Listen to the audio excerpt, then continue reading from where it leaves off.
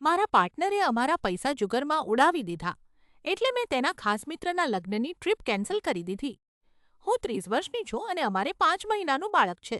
મારી પ્રેગ્નન્સી દરમિયાન મને ખબર પડી કે મારા પાર્ટનરને ગુપ્ત રીતે જુગારનું વ્યસન હતું અને તેના પર 5,000 પાઉન્ડનું દેવું હતું. તેણે મહિનાઓ સુધી મારાથી જૂઠું બોલ્યું અને જ્યારે મેં તપાસ શરૂ કરી ત્યારે તેણે મને થોડી થોડી વાસ્તવિકતા જણાવવાનું શરૂ કર્યું. હું બાળકની ખાતર તેની સાથે રહી પણ વિશ્વાસ તૂટી ગયો હતો. તે સંપૂર્ણ પારદર્શિતા રાખવા માટે સહમત થયો અને 8 મહિના સુધી મને લાગ્યું કે તે સુધરી રહ્યો છે. તે એક સરસ પિતા છે, પરંતુ તેણે હજુ પણ મને 2,000 પાઉન્ડ ચૂકવવાના બાકી છે, જે મેં તેને તેના ઊંચા વ્યાજવાળા દેવા ચૂકવવા માટે ઉધાર આપ્યા હતા. ગયા મહિને મિત્રો સાથે બહાર જતા પહેલા તેની પાસે રોકડ પૂરી થઈ ગઈ હતી. મેં તેના પર વિશ્વાસ કર્યો અને પાયાના ખર્ચ માટે તેને તેનું ક્રેડિટ કાર્ડ પાછું આપ્યું. મોટી ભૂલ કરી મેં.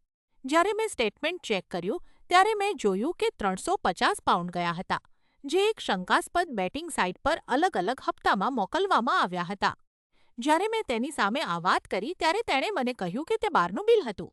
જ્યારે તે જૂઠું પકડાઈ ગયું ત્યારે તેણે કબૂલ્યું કે તે ઘોડાઓની રેસ પર સટ્ટો લગાવી રહ્યો હતો.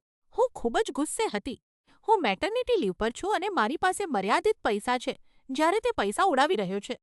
તેથી મેં તેના ખાસ મિત્રના લગ્ન અને તેના પોતાના જન્મદિવસ માટે બુક કરેલી લાંબી વીકેન્ડ ટ્રીપ કેન્સલ કરી દીધી. હવે તે મને કહી રહ્યો છે કે હું ખૂબ જ કડક થઈ રહી છું. તેને તેના મિત્રને કહેવામાં શરમ આવે છે કે તે જઈ શકશે નહીં અને તેણે તો છુપી રીતે બીજી હોટલ બુક કરવાનો પ્રયાસ પણ કર્યો છે, એવી આશામાં કે તે મને મનાવી લેશે.